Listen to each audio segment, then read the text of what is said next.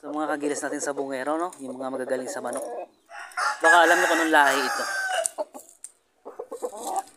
Ang laking manok ho nito. Oh, kumailap. Ayan.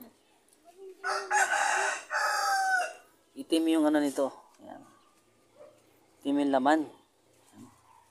Kulay itim po yan, no?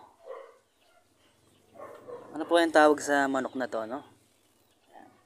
May comment naman ho. Laki. Papakita ko sa inyo yung mga anak niya. Yung mga anak na yun. Oh. Nakakain nyo lang ah. Mga anak niya. Nakita nyo itim din yan, no? Ayan. Kulay itim din po yung laman niya, no? Sa lugar nyo po, ano po bang tawag sa mga ganitong manok? Ayan. May comment naman po ah. Ang tataba ho, ang lalaki oh.